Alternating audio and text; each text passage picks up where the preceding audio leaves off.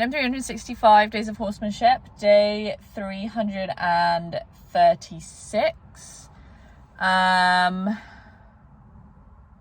So while there's like 29 days left of this project, like what am I going to do with myself afterwards? Oh my God. I have some thoughts, have some ideas.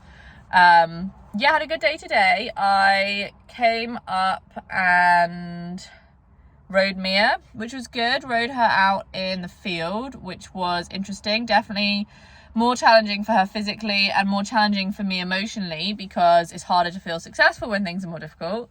But we did well. We did do well. Yeah,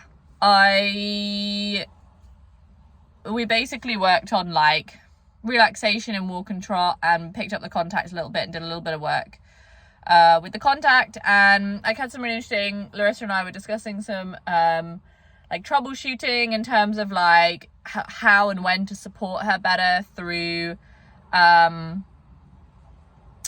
transitions, how to kind of like anticipate problems before they arise, and also how to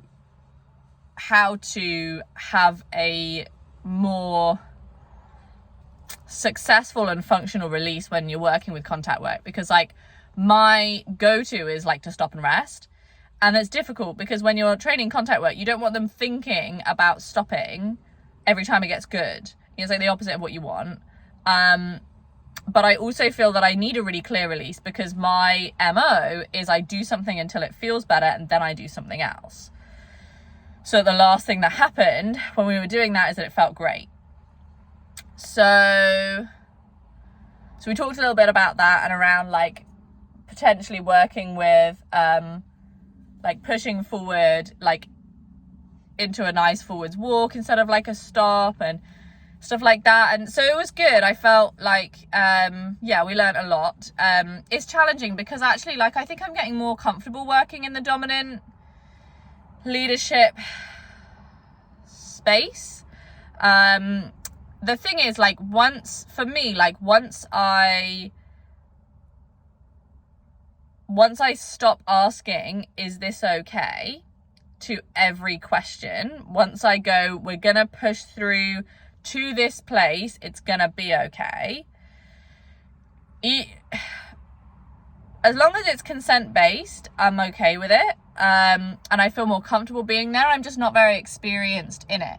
And basically, I think for me, like once that moment has happened, once I'm like, the saddle's going on, we're gonna work through it. We're gonna mount, we're gonna work through that, and we're gonna go and ride, and we're gonna work through that. And like once I've decided that like for the next 30 minutes, I'm making the decisions, and like within that, I want to offer times for me to make decisions, and I want to work flexibly, and I want to be like a leader that can like flow with the way that she's feeling, and like anticipate and read and like make better decisions all the time based on like what's going to work best for both of us.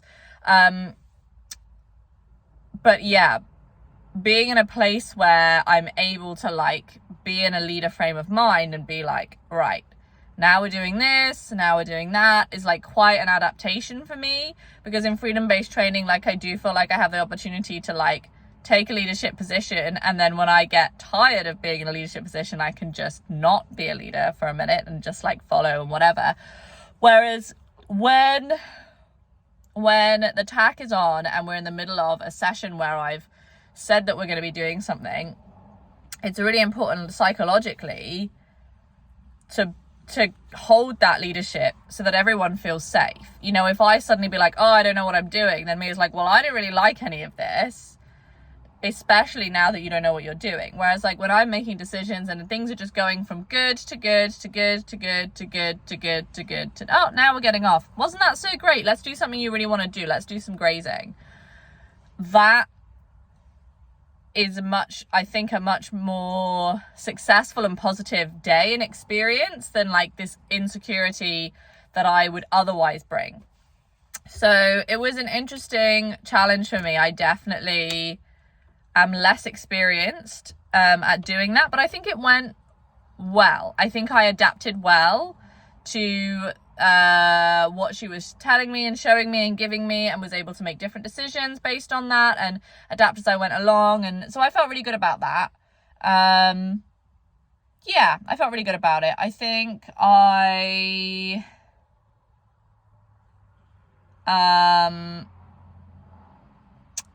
would do more of this kind of dominant type work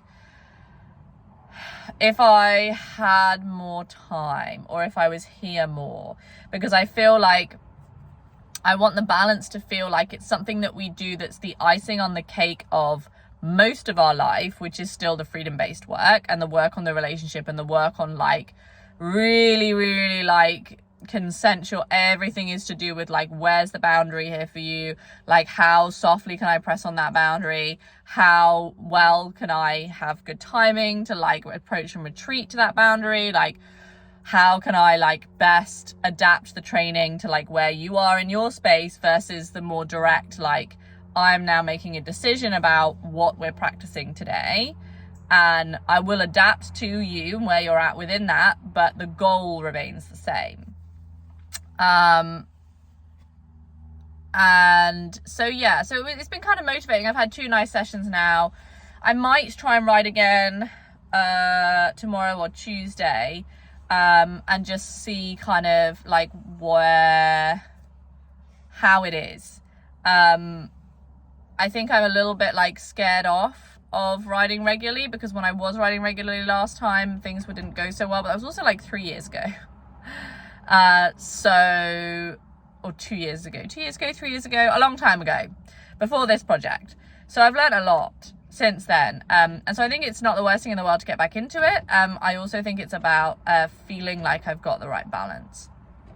So yeah, and actually like remembering as well that I had these kind of shorter sessions yesterday and the day before, but just because they're kind of shorter chronologically, actually those sessions are what gives me the feeling of being like mentally able to ask Mia for these more intensive, more direct sessions, because like consistently turning up and not asking for that stuff means that we're like maintaining the relationship bank account, like we're still sort of depositing in more than we're withdrawing. And like the idea is hopefully that when I go for these more dominant sessions, that money is withdrawn from the bank account, but throughout the session money is returned to the bank account, and afterwards by us having had a good experience together.